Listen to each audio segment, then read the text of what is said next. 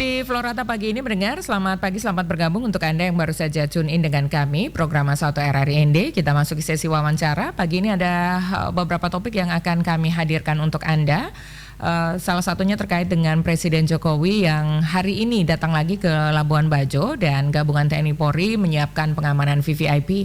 Nanti kita akan bersama dengan Letkol Drian Priambodo, SE, Dandim 1612 Manggarai yang akan menyampaikan seperti apa skenario pengamanan, kemudian di titik-titik mana saja pengamanan akan dilakukan oleh gabungan pasukan ya TNI Polri hari ini, dan pengamanan VVIP seperti apa nanti akan kita tanyakan langsung kepada Dandim 1612 Manggarai.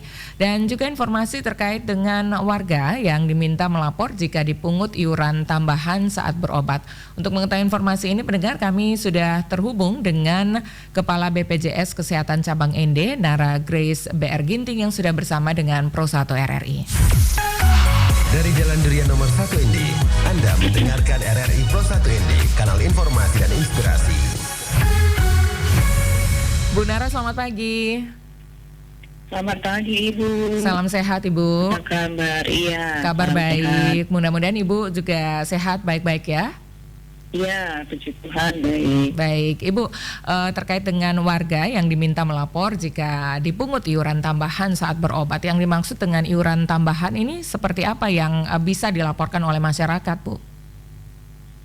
Iya, nah misalnya masyarakat itu ya berobat ke fasilitas kesehatan tingkat pertama, puskesmas atau klinik atau rumah sakit, dia sudah menggunakan kartu KKM, KIS, sudah artinya mendapat pelayanan, tapi diminta biaya, itu ya biaya tambahan, apakah misalnya tambahan untuk beli obat atau tambahan untuk konsultasi atau lain sebagainya.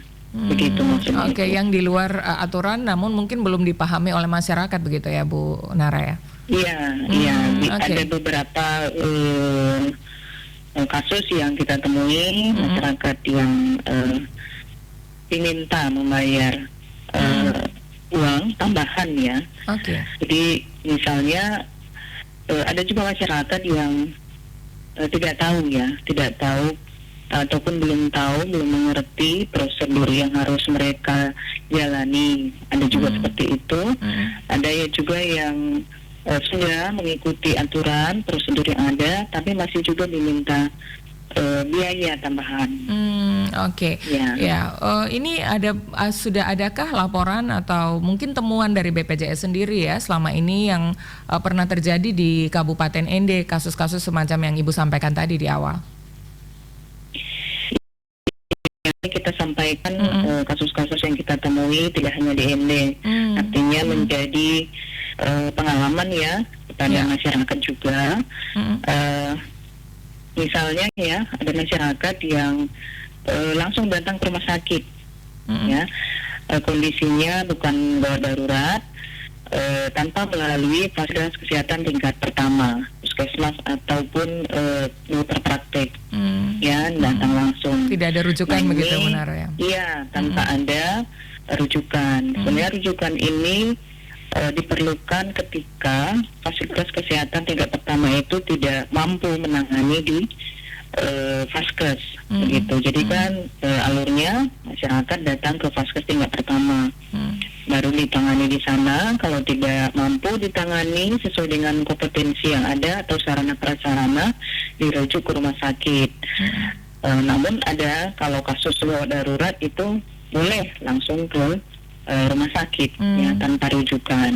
Nah itu satu contoh kasus yang masih ada di alami masyarakat langsung ke rumah sakit. Tentu itu tidak sesuai dengan peraturan yang ada tentunya, sehingga bisa saja nanti masyarakat membayar ya karena dijadikan sebagai pasien umum begitu. Oke, karena datang tanpa rujukan ini salah satu contoh penyebab. Sebenarnya Vaskes ini tidak diperkenankan untuk memungut biaya tambahan kepada masyarakat atau kepada peserta BPJS ya. Tapi sebenarnya Bu Nara, apa sih beberapa alasan iuran atau biaya tambahan ini masih terus ada dipungut begitu kepada peserta BPJS, Bu Nara?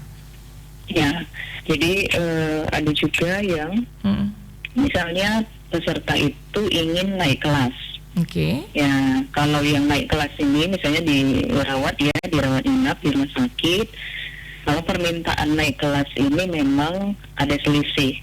Namun sekarang ya sesuai dengan Permenkes nomor 3 untuk peserta yang kelas 3 yang baik menerima bantuan pemerintah, daerah dan pusat, dan juga kelas 3 yang mandiri, yang membayar sendiri, ini tidak lagi diperkenalkan untuk naik kelas. Sehingga ketika peserta yang kelas 3 ini meminta untuk naik kelas, mereka harus membayar seluruhnya. Oke. Ya, jadi kita harapkan ya sesuai dengan kelas yang ada saja begitu. Nah, misalnya kelas 2 ingin naik ke kelas 1, ini ada selisih yang harus dibayar. Tentu nanti peserta akan membayar. Begitu juga misalnya kelas 1 mau ke VIP. Nah, juga bayar. Tapi yang kelas 3 untuk aturan terbaru tidak diperkenankan untuk naik kelas begitu Bu Nara ya? Iya, baik itu yang bantuan dan juga yang mandiri. Karena sebenarnya peserta kelas 3 yang mandiri ini mendapat bantuan ini Bu. Mereka mendapat bantuan iuran dari pemerintah, baik pusat dan daerah. Itu seperti apa mungkin teknisnya, karena ini aturan baru, mungkin sekaligus di kesempatan ini bisa disampaikan agar masyarakat paham begitu Bu Nara.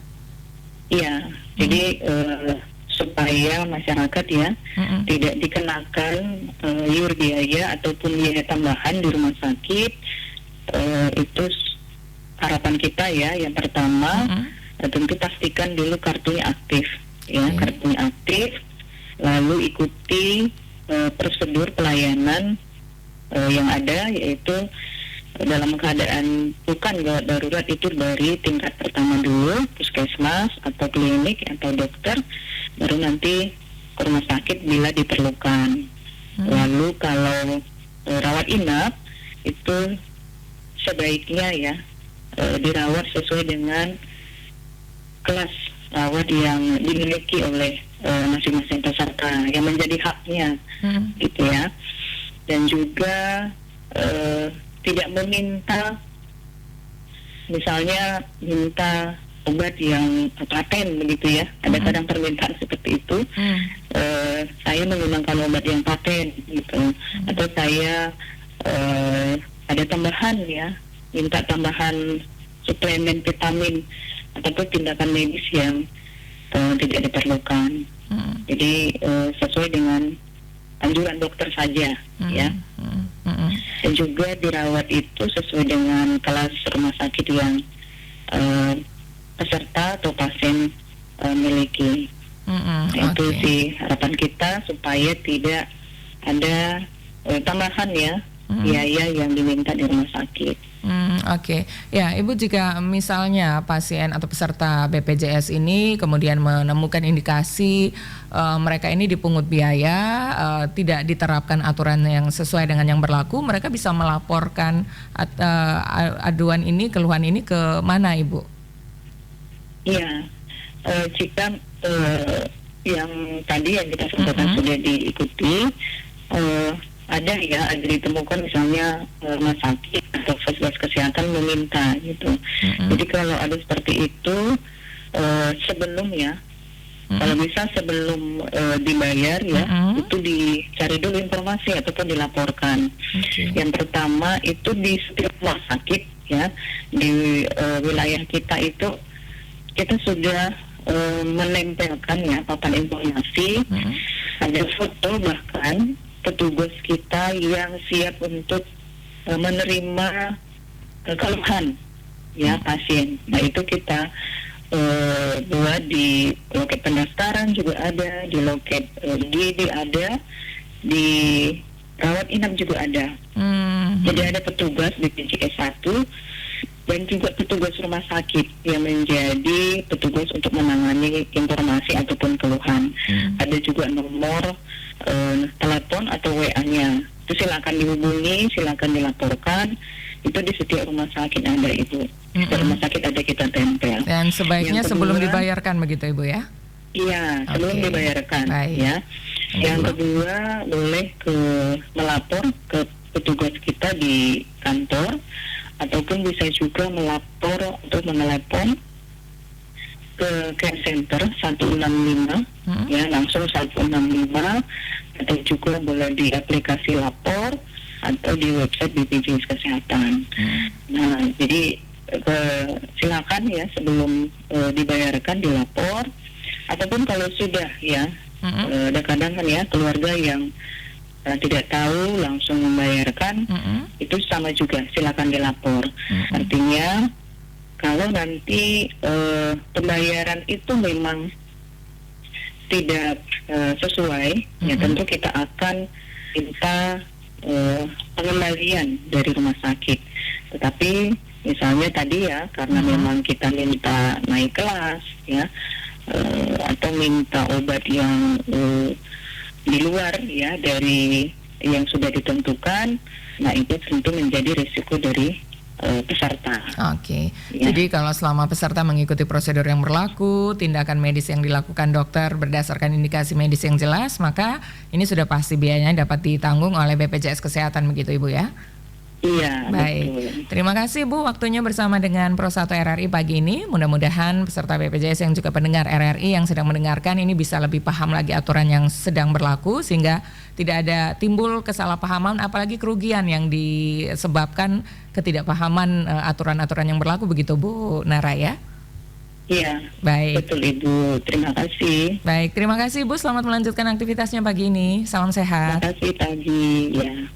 Bersama kami baru saja tadi pendengar Kepala BPJS Kesehatan Cabang ND Nara Grace BR Ginting yang tadi menyampaikan ya bahwa masyarakat diminta untuk melapor jika dipungut iuran tambahan saat berobat, dan tadi sudah dijelaskan iuran-iuran seperti apa yang masuk dalam indikasi iuran tambahan ya, dan juga untuk Anda yang ingin mengetahui kembali apa saja himbauan dari BPJS Kesehatan Cabang ND agar Anda kemudian tidak mengalami kerugian ya sebagai peserta BPJS, tidak dipungut biaya tambahan, Anda bisa dengarkan kembali wawancara ini melalui kanal YouTube kami di channel RRI ND.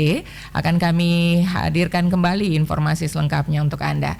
Setelah ini mendengar, kita akan beralih ke informasi dari Kabupaten Manggarai Barat, dari mana Presiden Republik Indonesia Joko Widodo akan kembali mengunjungi Labuan Bajo pagi ini. Untuk informasi selengkapnya akan segera kami hadirkan di Florata pagi ini.